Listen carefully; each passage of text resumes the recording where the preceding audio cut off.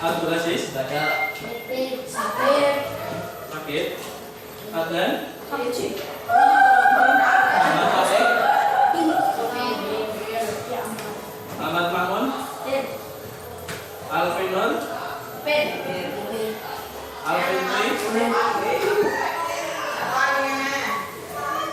Aska Devin Galih Husnul Mubarak Isan Suhada Ilmi Maulana Muhammad Luki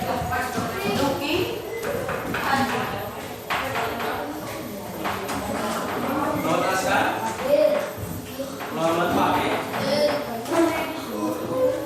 Mutolib Yongki Yuda Sakti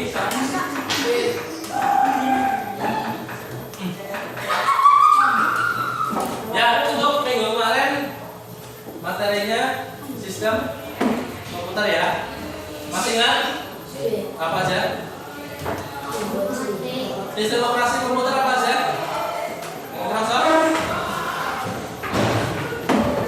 Microsoft terus Linux, DOS, lagi Macintosh, terus Android ya, masih banyak lagi. Oke, untuk materi hari ini yaitu tentang jaringan komputer dan internet. Kalian tahu jaringan komputer? Internet tahu? Buat apa? Berkomunikasi, video, game, bekerja, surat, macam-macam ya.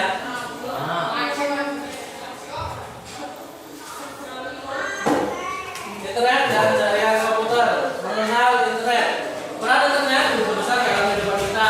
Internet dimanfaatkan dalam berbagai bidang kehidupan seperti bisnis, pendidikan, sosial, pemerintahan, kesehatan, dan sebagainya.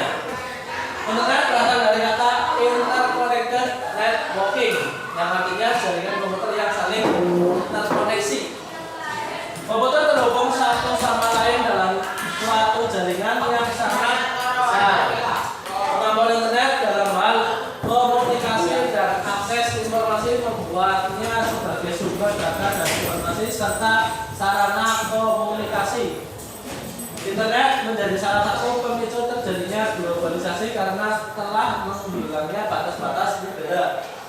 Pengguna internet tidak dibatasi oleh batas wilayah dan waktu untuk mengakses informasi dan melakukan komunikasi. Jadi setelah ada internet, batas-batas itu sudah nggak ada. Maksudnya apa? Misalnya kalian dulu sekolah hanya di lingkungan sendiri, contohnya di SD atau di MI, itu hanya lokal ya.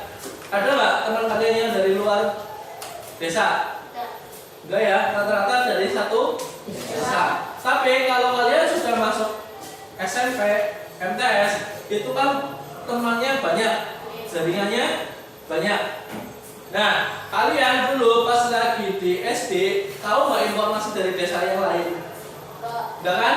Tapi kalau setelah kalian masuk SMP, punya teman yang dari daerah itu, otomatis dia kadang cerita tentang ada masalah di desanya.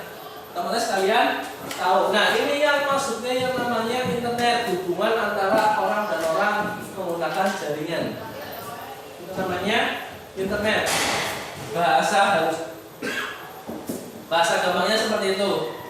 Kalau internet itu harus menggunakan komputer, jaringan internet. Terus kalau kita hubungan dengan bahasa, omongan dengan orang lain. Terus sejarah dan perkembangan internet. Tahun 1958, Uni Soviet meluncurkan satelit pertama Sputnik 1. Hal ini menimbulkan kekhawatiran Amerika Serikat dan merupakan suatu jaringan komputer yang memungkinkan senjata nuklir dapat dikendalikan dari berbagai tempat. Kalian pernah punya itu apa namanya, mobil remote atau mainan remote itu bisa dikendalikan jarak jauh ya. Nah itu sama aja seperti itu. Jadi senjata nuklir itu bisa dikendalikan dari jauh. Tapi kalau mobil remote kan cuma batasnya paling berapa meter. Habis itu tidak bisa gerak lagi kan. Nah kalau dengan jaringan internet seperti ini, misalnya rumah kita di sini untuk meluncurkan senjata ke Amerika itu bisa. Terus tahun 1962 Joseph C.R. Leader mengembangkan konsep jaringan komputer Galactic Network, yaitu visi untuk menghubungkan komputer secara global dan dapat saling mengakses data dan program dari lokasi manapun. Dibentuklah ARPANET oleh lembaga riset ARPA, Advanced Research Project Agency. Terus 1995 percobaan pembuatan koneksi with area network yang pertama. Nah untuk ini belum masuk ke Indonesia, ya masih di daerah barat karena daerah Indonesia, daerah Asia belum terjamah yang namanya internet. Terus tahun 1972 Ray Tomlinson menulis program yang dapat mengirimkan surat secara elektronik melalui ARPANET yang saat ini dikenal sebagai email. Kalian tahu email? Punya email? Nah, buat apa emailnya? Akun apa? Akun apa? Akun Google, akun game. Terus yang lagi? Akun Facebook, TikTok, YouTube, WhatsApp, Instagram. WhatsApp mau pakai email? Enggak. Wah. Nah itu kenapa pakai email? Karena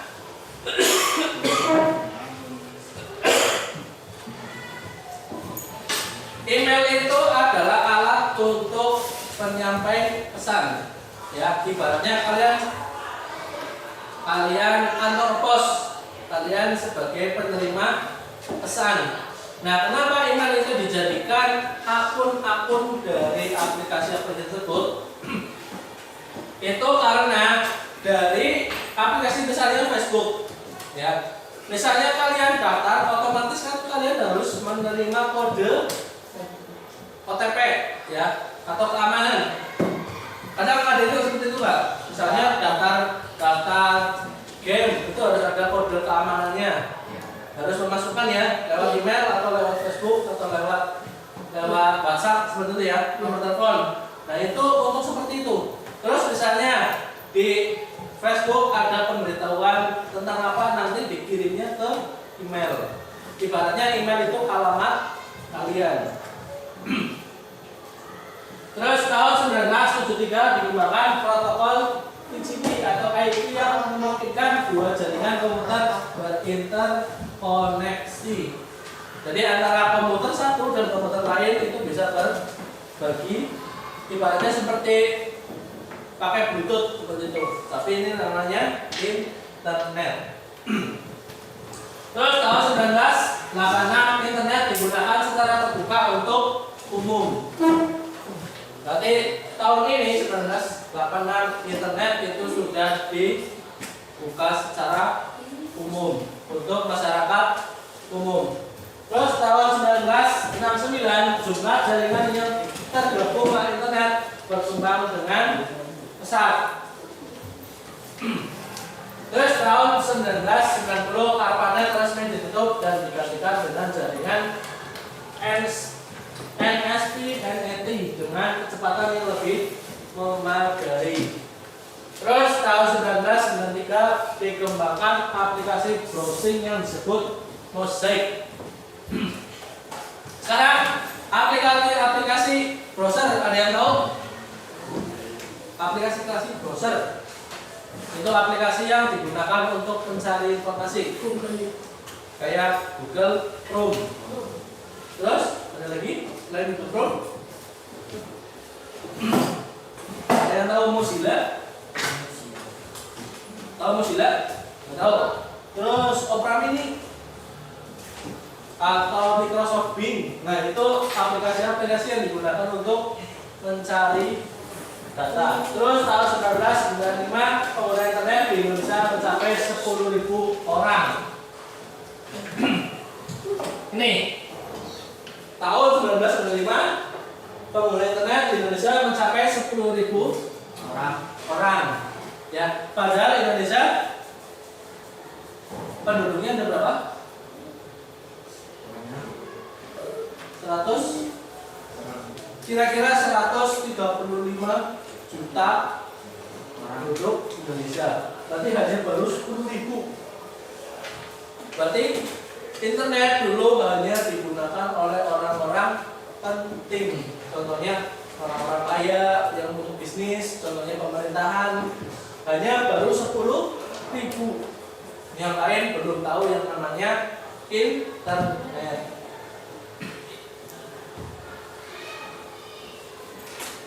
Berdasarkan data yang dikeluarkan oleh Internet World Statistics per tanggal 30 Juni 2019, jumlah pengguna internet di Indonesia telah mencapai 143 juta orang dan terus meningkat setiap tahunnya.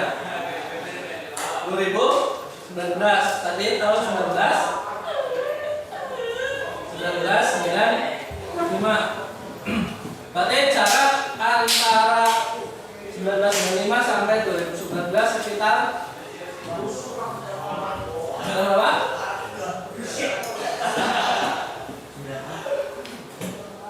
Sekitar 23 tahun perkembangannya baru sampai ke 143 juta pengguna, termasuk kalian semuanya, kamu pengguna internet. Terus perkembangan teknologi internet yang ditandai dengan perkembangan aplikasi internet yang ada. Beberapa aplikasi internet seperti web, www, email, mailing list atau milis dan blog tetap digunakan, tetapi mengalami kemajuan yang lebih baik dibandingkan pendahulunya. Terus ini jaringan komputer. Jaringan komputer merupakan kumpulan komputer-komputer yang saling terhubung satu dengan yang lain. Dalam jaringan komputer terdapat komputer server dan beberapa komputer klien.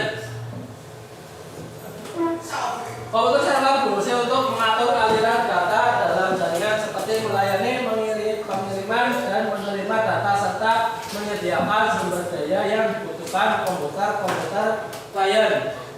Komputer klien merupakan komputer yang menerima pelayanan. Maksudnya apa seperti ini?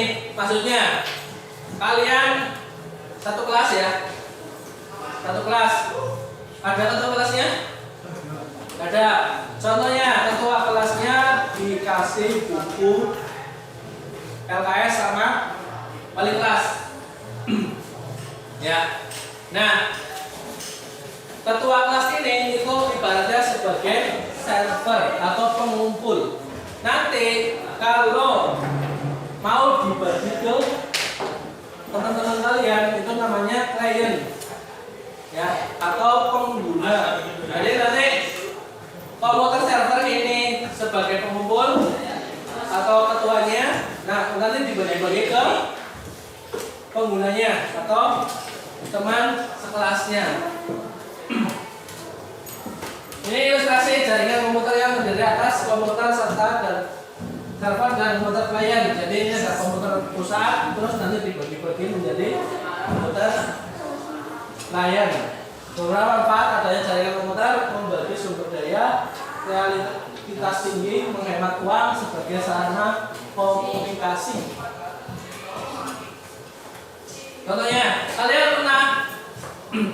kalian pernah ikut KNBK? Pernah? AKMI? Pernah? Ada ya, ada yang pernah, ada yang belum. Jadi pas KNBK itu kalian mengerjakan soal ya?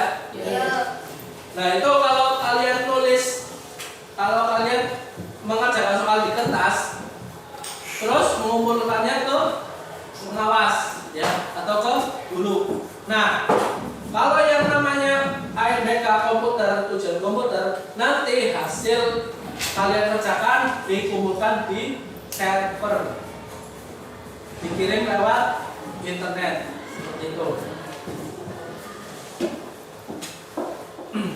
Jika dilihat secara fisik, jaringan komputer dapat dibedakan menjadi dua sebagai berikut: jaringan kabel atau wire network. Jaringan komputer yang secara fisik dihubungkan dengan kabel-kabel jaringan. Terus jaringan kabel atau wireless network, jaringan komputer yang dihubungkan menggunakan gelombang elektronik. Jaringan kabel merupakan solusi yang tepat sebagai sarana komunikasi serta dapat dilakukan dari mana saja maupun mentransmisikan data lebih cepat dan mudah dalam instalasinya. Jadi di jaringan komputer itu ada dua, satu dengan kabel, satu dengan jaringan wifi. Ya, kalau dengan kabel itu harus menghubungkan satu komputer dengan komputer yang lain dengan kabel. Tapi kalau dengan wifi, komputer server hanya menggunakan satu wifi router, nanti dibagikan ke komputer yang lain tanpa ada kabel. Tetapi kalau dengan kabel, jaringannya akan lebih lancar dibandingkan dengan yang menggunakan wifi. Nah, berdasarkan luas area yang dicakup, jaringan komputer dapat dibedakan sebagai berikut.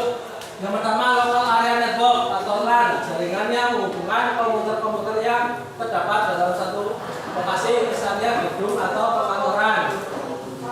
Metropolitan area network atau MAN, itu jaringan LAN dalam versi yang lebih besar, misalnya menghubungkan beberapa kantor yang letaknya berdekatan. Terus, with area network itu jaringan komputer dengan area cakupan yang sangat luas, dapat mencakup satu negara atau benua. Terus internet, jaringan yang sangat besar mencakup seluruh dunia. Terus internet, jaringan komputer pribadi yang menggunakan teknologi yang sama dengan internet.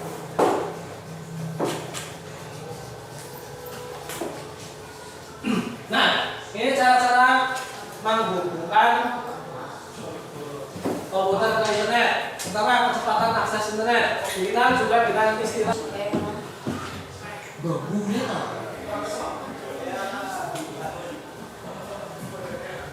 Oke, lanjut ya Mas. Internet Service Provider. Oh iya.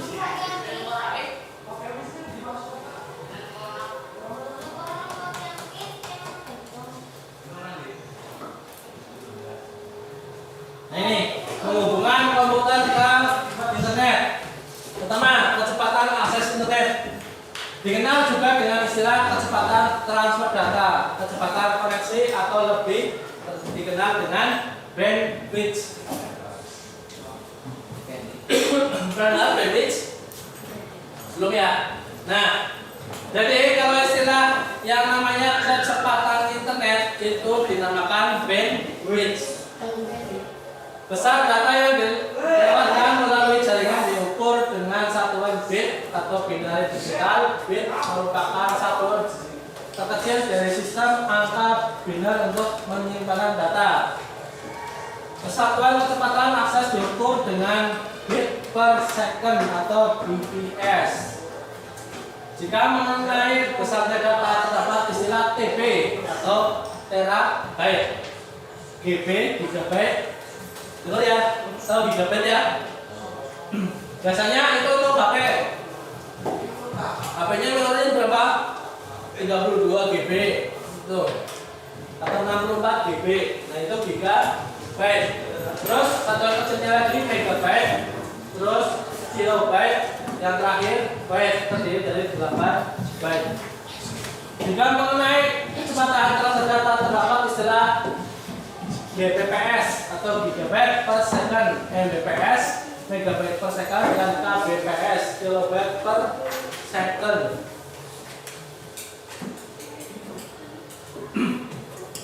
Terus Internet Service Provider atau IPS. Perusahaan jasa layanan koneksi ke internet disebut dengan internet server provider atau yang kita kenal dengan provider. Atau provider misalnya Indosat, Telkomsel, XL, itu provider namanya. Terus dikenal biaya berdasarkan banyaknya layanan koneksi yang digunakan. Biasanya dihitung berdasarkan waktu koneksi atau jumlah data yang di-download atau di-upload. Layanan akses internet dan kabel yang disediakan operator seluler disebut juga layanan mobile data.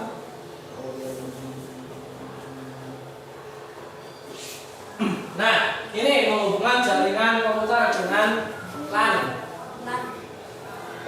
Mengakses internet menggunakan jaringan komputer lokal berarti menghubungkan komputer ke internet melalui sebuah server jaringan lokal yang terhubung ke internet. Hubungan internet melalui LAN biasanya banyak dilakukan di perusahaan, laboratorium, sekolah, dan sebagainya. Jaringan LAN biasanya dibangun dengan menggunakan teknologi kabel, kabel atau gabungan keduanya.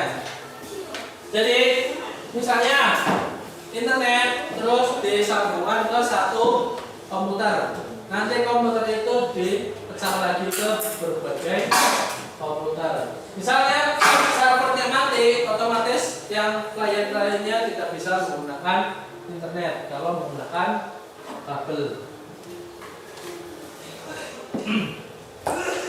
Terus menggunakan ponsel, sering ya menggunakan ponsel ya, internet. Komputer dapat dihubungkan ke internet dengan cara mengatur ponsel menjadi titik hotspot atau modem melalui sinyal UV yang dipancarkan oleh ponsel. Cara yang dapat dilakukan adalah sebagai berikut.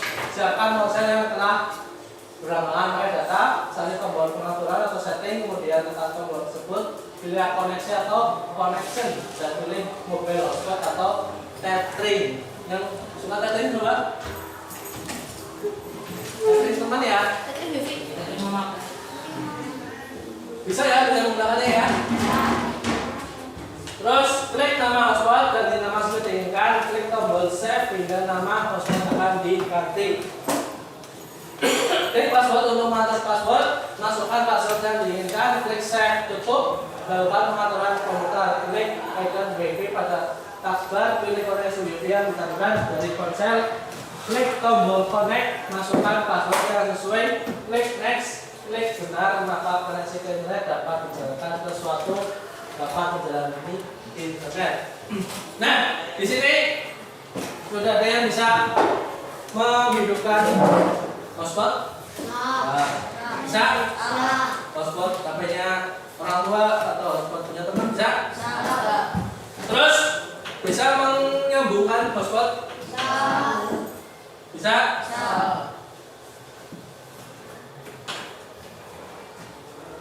Terus menggunakan satelit. Satelit menjadi solusi akses internet untuk pengguna yang berada di lokasi terpencil atau sulit diakses oleh jaringan lain. Satelit digunakan untuk mengirimkan dan menangkap pesan melalui angkasa menggunakan gelombang elektromagnetik. Sinyal yang digunakan harus cukup kuat dan antara parabola atau menangkap sinyal harus diarahkan langsung ke satelit. Yang berbeda di atas khatulistiwa. Salah satu kekurangan akses melalui satelit adalah adanya latensi atau delay atau keterlambatan yang cukup lama dibandingkan dengan teknologi lain. Karena sinyal harus melewati jarak yang sangat jauh dan cuaca buruk juga mengaruhi kualitas layanan. Di sini ada yang berlangganan WiFi orang? Kan ada WiFi yang itu ya. Pernah nyambung? Nah, misalnya bibi kita atau orang tua teman kita sebelah masang WiFi, kita nyambung, ya. Kalau cuaca hujan, jaringannya bagus nggak? Enggak. Patah-patah atau gangguan ya? Lagi nge-game terus loading. Nah, itu karena jaringan atau sinyal yang dikeluarkan dari WiFi tersebut terganggu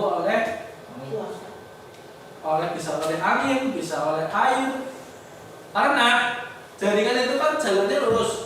Terus kalau ketabrak air hujan itu bisa goyang. Jadi akhirnya jaringan itu menghambat lajunya kecepatan internet.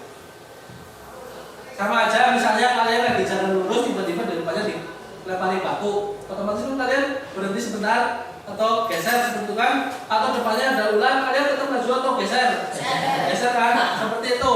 Ada hambatan di depannya, jadi kalian harus menghindar. Sama aja dengan jaringan internet. Kalau ada hambatan di depan, otomatis akan memperlambat laju jalannya internet. Nah, jadi internet itu bisa bermanfaat untuk kita semua. Contohnya bisa untuk mengirimkan pesan, menonton video, atau misalnya main game, atau untuk belajar, tapi harus memanfaatkan dengan baik.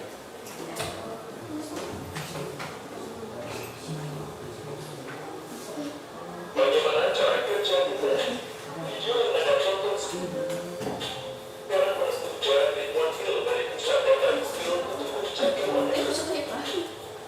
Mari kita belajar bagaimana cara kerja internet dengan memahami data dari perjalanan data yang luar biasa ini. Server pusat data yang bisa jadi berjarak ribuan mil jauhnya dari Anda memiliki video Anda tersimpan di dalamnya. Bagaimana data ini tercapai ponsel atau laptop Anda? Cara mudah untuk mencapainya adalah dengan menggunakan satelit. Dari pusat data, sinyal dikirim ke satelit melalui antena, dan kemudian dari satelit, sinyal dapat dikirim ke ponsel Anda melalui antena lain di dekat Anda. Namun, cara mentransmisikan sinyal ini bukan ide yang baik. Mari kita lihat mengapa. Satelit terpasang hampir 22.000 mil di atas khatulistiwa bumi. Jadi agar pengiriman data berhasil, data harus menempuh jarak total 44.000 mil. Jarak perjalanan yang begitu jauh menyebabkan penundaan yang signifikan dalam menerima sinyal. Lebih khusus akan menyebabkan latensi besar yang tidak dapat diterima sebagian besar aplikasi internet. Jadi, jika video ini tidak menjangkau Anda melalui satelit, lalu bagaimana sebenarnya ia sampai pada Anda? Hal tersebut dilakukan dengan bantuan jaringan kabel serat optik rumit yang menghubungkan antara pusat data dan pelanggan Anda. Ponsel Anda dapat dihubungkan ke internet melalui data seluler atau router wifi apapun. Tetapi pada akhirnya, ponsel Anda akan terhubung ke jaringan kabel serat optik ini. Dari awal kami melihat bahwa video yang sedang Anda tonton disimpan di dalam pusat data. Untuk lebih spesifik, disimpan di perangkat solid state di dalam pusat data. SSD ini bertindak sebagai memori internal server. Server adalah sebuah komputer yang kuat yang tugasnya menyediakan video atau konten tersimpan lainnya saat Anda memintanya. Sekarang, tantangannya adalah bagaimana mentransfer data yang disimpan di pusat data, khususnya ke perangkat Anda melalui jaringan kabel serat optik. Mari kita lihat caranya. Sebelum melangkah lebih jauh, kita harus terlebih dahulu memahami satu konsep penting, yaitu konsep alamat IP. Setiap perangkat yang terhubung ke internet, apakah itu server, komputer, atau ponsel, diidentifikasi secara unik oleh serangkaian angka yang dikenal sebagai alamat IP. Anda bisa membayangkan alamat IP tersebut mirip dengan alamat rumah, yaitu alamat yang secara unik mengidentifikasi Anda. Setiap surat yang dikirim kepada Anda bisa sampai ke tangan Anda justru karena alamat rumah Anda. Demikian pula di dunia internet, alamat IP bertindak sebagai alamat pengiriman agar sebuah informasi mencapai tujuannya. Penyedia layanan internet Anda akan memberikan alamat IP perangkat, dan Anda dapat melihat alamat IP yang diberikan ISP Anda ke ponsel atau laptop Anda. Server di pusat data juga memiliki alamat IP. Server menyimpan situs web sehingga Anda dapat mengakses situs web apapun hanya dengan mengetahui alamat IP server. Namun, sulit bagi seseorang untuk mengingat begitu banyak alamat IP, sehingga untuk mengatasi masalah ini digunakanlah nama domain seperti youtube.com, facebook.com, dan lain-lain yang sesuai dengan alamat IP yang mudah untuk diingat daripada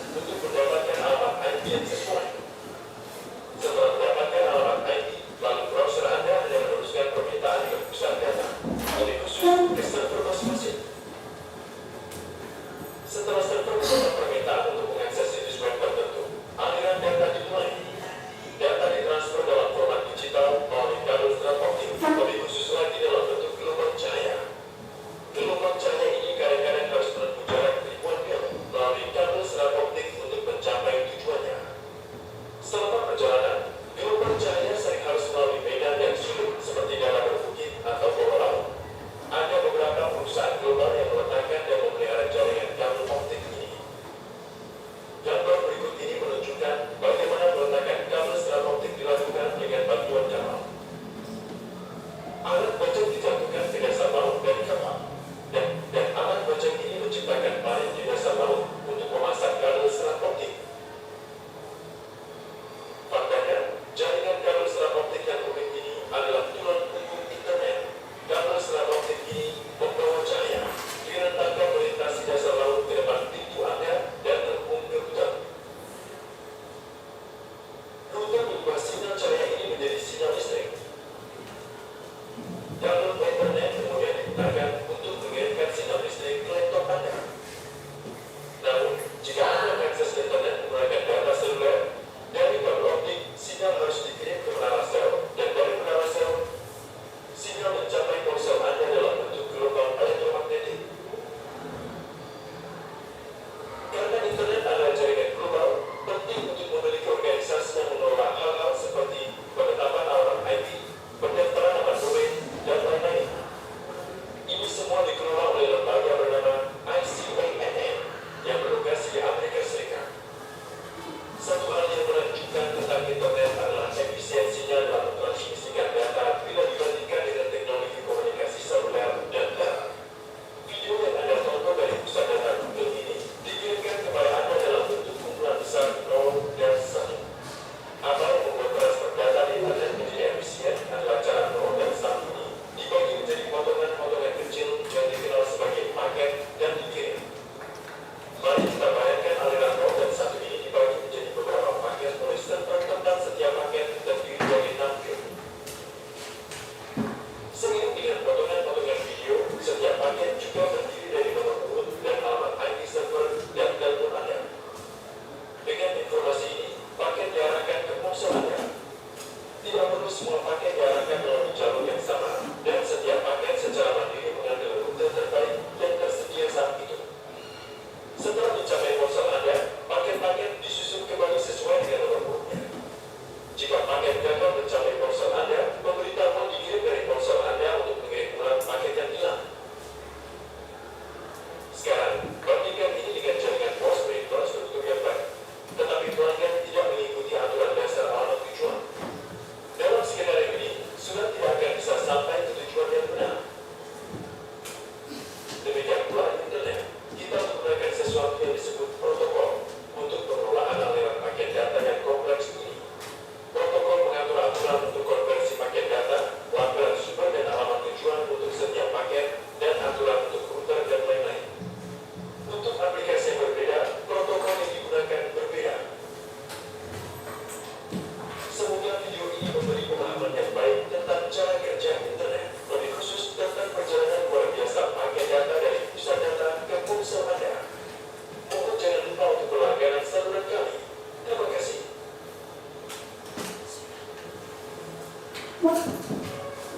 Nah itu proses di mana suatu video atau suatu data yang tersimpan di jauh tempatnya bisa sampai ke HP kalian. Ya, itu prosesnya seperti itu. Langkah-langkahnya seperti itu. Ya, berarti sekarang kalian sudah enak karena proses seperti ini bisa dijalankan. Kalian bisa nonton video dari rumah. Dulu zaman saya, kalau mau nonton video itu di lapangan bareng-bareng, namanya layar tancap. Ya, sama nobar seperti itu. Sama aja. Satu film nanti diumumkan minggu besok ada film di lapangan. Nanti bisa satu desa datang semua ke situ untuk menonton film. Ya. Itu zaman dulu. Tapi sekarang kalau mau nonton film tinggal duduk di rumah atau tidur di kamar bisa nonton film karena perkembangan zaman dan kelancaran internet. Seperti itu, ada yang ditanyakan? Tidak ada? Tidak ada.